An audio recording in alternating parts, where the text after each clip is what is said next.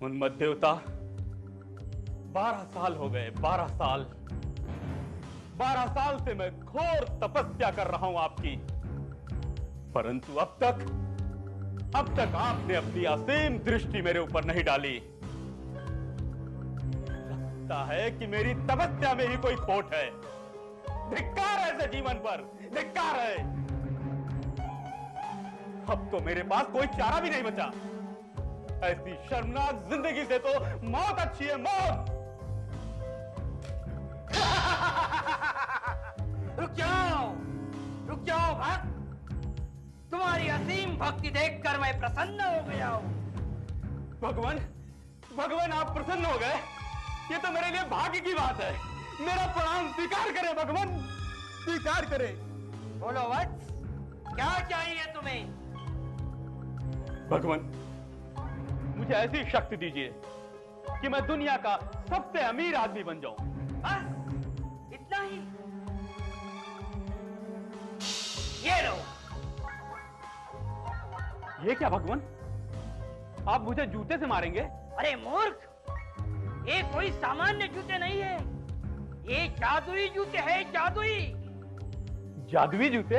हाँ, ये अद्भुत जूते हैं। इन्हें पहनने वाला कहीं भी जा सकता है, कुछ भी कर सकता है, किसी को धोखा भी दे सकता है। कहीं भी जा सकता है, कुछ भी कर सकता है, किसी को भी धोखा दे सकता है। तो भगवान, इस जूते को मैं पहन लेता हूं। परंतु भगवान, ये तो लड़कियों के जूते। हाँ, ये लड़की के जूते हैं, लेकिन ऐसी वैसी लड़की के नहीं।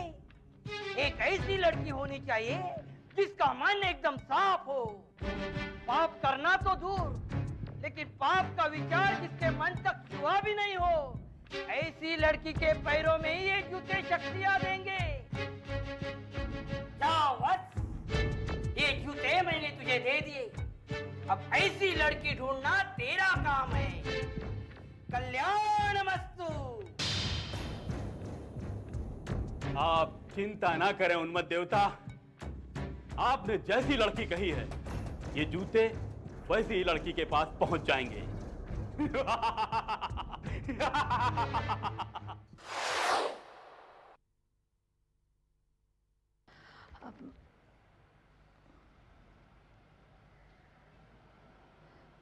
ये जूते कहां से आ गए?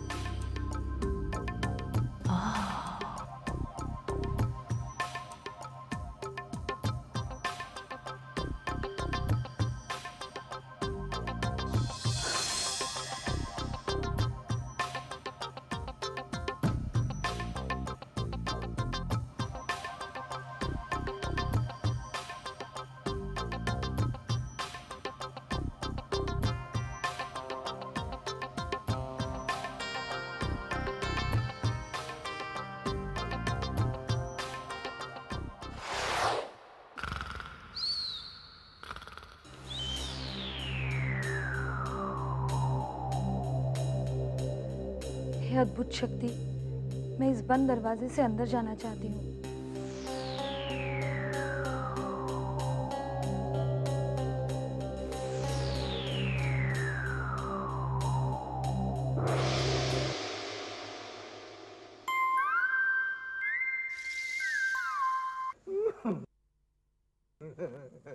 मत रोइए सेठ जी, प्लीज मत रोइए। देखिए हम लोग भी दुखी है, हम रो रहे हैं क्या? आपको देख के मुझे मेरे पिताजी की याद आती है। क्यों रोते हैं? अरे रोऊंगा नहीं तो क्या करूं? अरे चोरी तो मेरी दुकान में हुई है, तुम्हें क्या है उसमें? देखिए देखिए, हमने चाचा जी के लिए बुलावा भेजा है, वो आएंगे, चोर को पकड़ने की कोई ना कोई तरकीब निकाल ही लेंगे। शर्म नहीं आती? फिर तुम पुलिस किस काम की? हाँ, बंद कर दो ये पुलिस थाना, बंद कर दो। बंद कर दो भाई, बंद कर दो। सेठ जी दुखी है, हम उन्हें और दुखी देखना नहीं चाहते। बंद कर दो, सब बंद कर दो। सेटर कहाँ है? Shut up. पहले सेटर तो नीचे करने दो, फिर आप करो ना। चुप करो, तुम चुप करो प्लीज। चाचा जी आइए प्लीज, आइए। अच्छा होगा चाचा आप आ गए, इस टोली से तो कुछ भी काम होने वाला नहीं। चाचा जी आप ही मेरा बेड़ा पार कर सकते हैं। मेरे मेरे मेरी दुकान में मुझे मालूम है, मरा पांडे ने मुझे सब बताया कि आपकी दुकान की चोरी हो गई है। बारू सिंह जी, क्या लगता है तुम्हें किसने चुराई होगी? मैं बताता हूँ चाचा जी, चोर जो हो एक नंबर का बेवड़ा होगा। उसने अपने बीवी के गहने समझ के सारे गहने निकल गया हो। चुप कर, तुम चुप कर। पांडे ले जाओ इसे, अंदर कर दो। पांडे इसे अंदर ले जाओ। Shut up! क्या? मैं आपको नहीं सर इसको बोला, मैं खुद जाके बंद होके आता हूँ। चाचा जी मैं तंग आ गया हूँ इन लोगों से, क्या करूँ? मैं आपसे तंग आया हूँ। ओहो सेठ जी नाराज मत होइए, मैं जानता हूँ इस शहर में इस तरह की ये 10वीं घटना है, लेकिन फिक्र मत करिए, चोर कितना भी चालाक बदमाश क्यों ना हो, वो कहीं ना कहीं अपना सुराग छोड़ के ही जाएगा। एक बात बताइए, मैंने सुना है आपका वॉचमैन बेहोश पाया गया था? जी हाँ, उसको अस्पताल में भर्ती करवाया है। चाचा जी मुझे वॉचमैन पे शक है, वो बेहोश होने का नाटक कर रहा होगा। बकवास बंद करो। क्यों? अरे वो मेरा वफादार जमाई है। अरे मणि, तू होश में आ गया? यही आपका जमाई? हाँ। क्यों भाई? क्यों भाई, सुना है कि आप बेहोश हो गए थे, कैसे बेहोश हुए बताएंगे? ये यो आमने जो नजारा देखा, वो अगर कोई और भी देखती तो वो भी ऐसा ही बेहोश हो जाती। क्या नजारा देखा बताएंगे? हमने देखा कि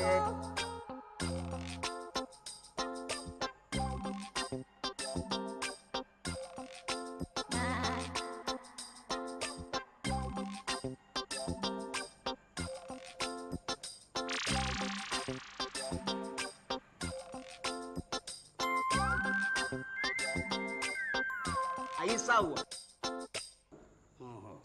अच्छा एक बात बताओ, अगर उस लड़की को देखोगे दोबारा से तो पहचान लोगे? क्यों नहीं पहचानेगा जी, जरूर पहचानेगा। बारू सिंह जी, जी एक काम करिए, मैं किसी चित्रकार को लेकर अपने घर पहुंच रहा हूँ, मुझे तकरीबन 1.5 घंटा लगेगा, तब तक तुम इनके जवाई को भी लेकर मेरे घर पहुंचो। जी सर। ठीक है, देर मत करना। नहीं।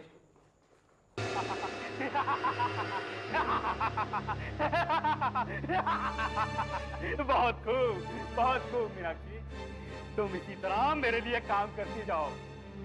वैसे तुम लोग ही तो नहीं, लेकिन ये रहा तुम्हारा हिस्सा।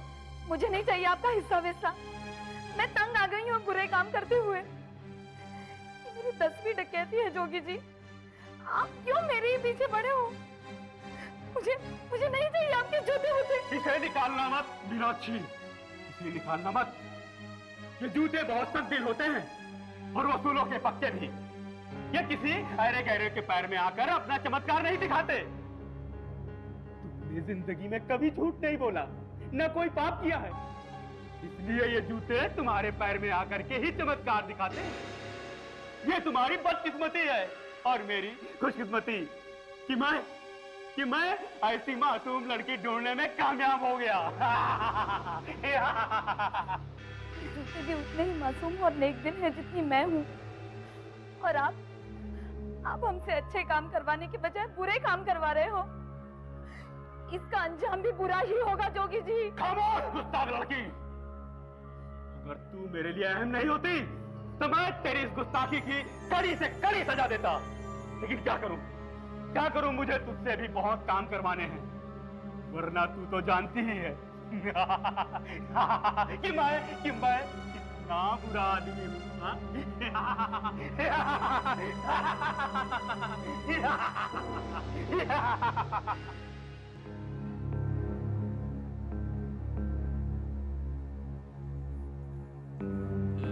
वॉचमैन, पहचानो इसे? चाचा जी ये लड़की कुछ कुछ उसी लड़की की तरह दिखता है, मगर इसका ये नाक थोड़ा सा अभी ठीक है? हाँ ये बराबर है। अभी ये इधर का बाल ऐसा थोड़ा सा अच्छा, यहाँ ये एकदम। चाचा जी, ये वही लड़की है जिसको मैंने दीवार के अंदर जाते हुए देखा और मैं बेहोश हो गया। अच्छा, जरा मैं भी तो देखूं। हाँ देखो, मैं होश में हूँ अभी। अरे तुम्हें नहीं यार, मैं पेंटिंग की बात कर रहा हूँ। एक मिनट, इसके जूते किधर गया? जूते? अरे भाई, इतना लंबा ड्रेस पहने हुए इसमें जूते कैसे दिखाई देंगे? नहीं, मैंने इसके जूते देखे हैं। इसे तो जूतों से मारना चाहिए। एकदम बराबर। लेकिन जूते कैसे देखे? जूते तो ढके होंगे ना। नहीं चाचा जी, मैंने कैसा देखा मालूम है? वो चमकते हुए जूते। सिर्फ कोई चमकते हुए जूते नहीं चाचा जी। हाँ मैं समझ गया, वो फिल्मों में जिस तरह दिखाते हैं ग्लो करते हुए जूते। हाँ, चाचा जी, इसका मतलब वो चोरनी जरूर फिल्मी दुनिया से जुड़ी होगी। मैं अभी पता करता हूँ। ओहो, मैं जो कहता हूँ वो करो। जी चाचा जी। फिलहाल एक काम करो, तुम शहर में देखो कि इस तरह के जूते किस दुकान पे मिलते हैं। मैं अभी गया चाचा जी। चोरने जाएगी कहाँ? मैं इंटरनेट पे पता करूंगा किस तरह के जूते कहाँ मिलते हैं। अब मेरे लिए क्या हुक्म है चाचा जी? देखो, मैं एक इश्तार तैयार करता हूँ, सुबह तक वो इश्तार सारे अखबारों में छप जाने चाहिए। जी चाचा जी। ग्लो करते हुए जूते।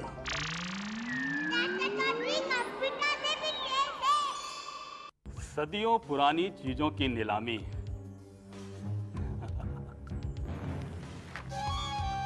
समझ रही हो मीनाक्षी?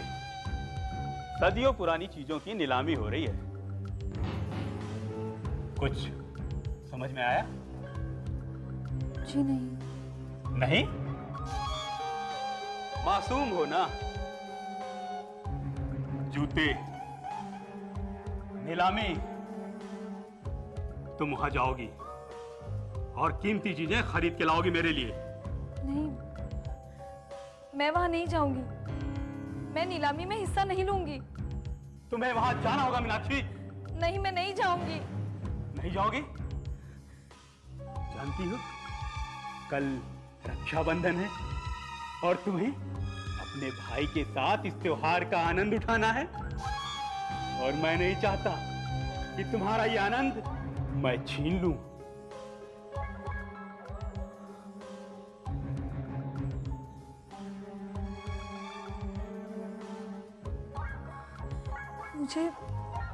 मुझे क्या करना होगा?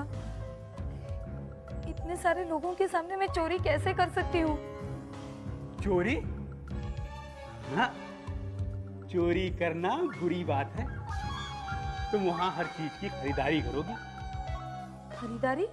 हाँ, इन जूतों की कृपा से तुम्हारे बटुए में बहुत सारे नोट आ जाएंगे और तुम चीजें खरीदती जाना, नोट देती जाना, चीजें खरीदती जाना, नोट देती जाना।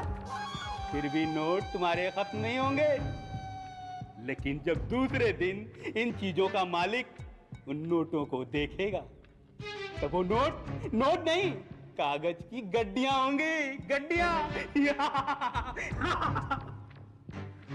वहां जरूर जाओगी मीनाक्षी, जरूर जाओगी, वरना मैं तुम्हारा आनंद।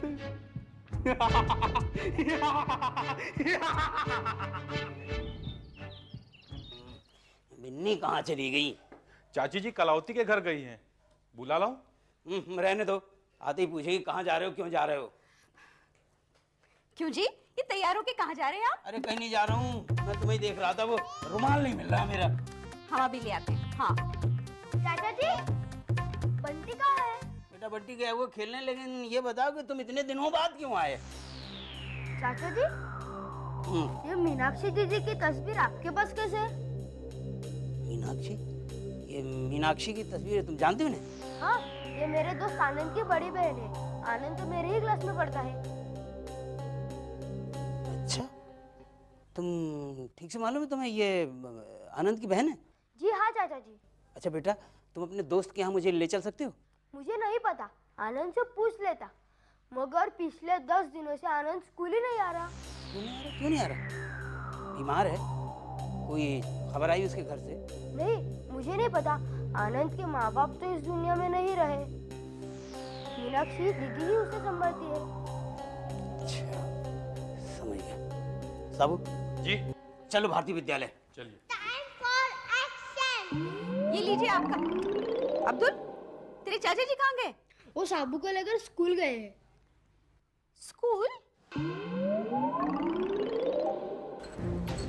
साहब जी मीनाक्षी नहीं है। पता करो कहाँ गई। अरे नहीं, लो वो आगे। सज्जनों, आप जो ये खूबसूरत चीजें देख रहे हैं, मुझे उम्मीद है कि आप लोगों को पसंद आई होंगी। आप इन्हें खरीदना भी चाह रहे होंगे और खरीद के घर भी ले जाना चाह रहे होंगे। तो लीजिए, आपके इंतजार की घड़ियां खत्म हुई, अब खरीदने की घड़ियां शुरू हुई। सबसे पहले ये हैदराबाद के निजाम की चौथी बेगम का ये जेवरदान काफी पुराना है, इतना पुराना कि अंदाजा लगाना बड़ा मुश्किल है। इसकी पहली कीमत तय की गई है 11,000 रुपए। 11,000, 11,001, 12,000, 12,001, 12,002, 13,000, 13,001, 13,002, 14,000, 14,001, 14,002, 15,000। ओहो 15,001, 15,002, 15,003। आपने ये तमाम चीजें खरीद ली, अब तो आप इनकी हकदार हैं। बधाई हो आपको। जी शुक्रिया। कुल मिलाकर कितने पैसे देने हैं? जी पैसे तो बाद में मिल जाएंगे, लेकिन इसके अलावा एक सौदा और है मेरे पास जो शायद आपके लिए बड़ा फायदेमंद होगा। कैसा सौदा? इन चीजों को आप बगैर पैसे दिए भी ले जा सकते हैं। वो कैसे? इन चीजों के बदले आप अपने खूबसूरत जूते हमें दे दीजिए। नहीं नहीं, ऐसे नहीं हो सकता, आप पैसे ही ले लीजिए। एक बार सोच लीजिए आप। जी नहीं। नहीं देंगे आप? नहीं। तो फिर मुझे एक बार अपने जूते देख लेने दीजिए। जी नहीं। नहीं, मैं एक बार तो देखना चाहूंगा। साबू सर,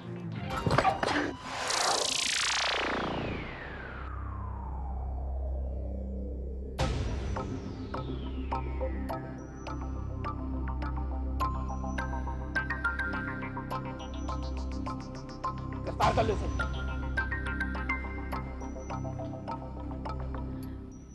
मुझे माफ कर दीजिए चाचा जी, मैं बेकसूर हूँ। तुम बेकसूर हो तो कसूरवार कौन है? जोगी। जोगी? कौन जोगी? जी हाँ जोगी, उसने मेरे भाई को अपने कब्जे में कर लिया है और अगर मैंने उसका कहना नहीं माना तो उसने मेरे भाई को जान से मार डालने की धमकी दी है। साबू, पुलिस के साथ तुम जाकर। समझ गया चाचा। चलो मेरे साथ। मीनाक्षी नाम है तुम्हारा? जी चाचा जी। ये लो मीनाक्षी।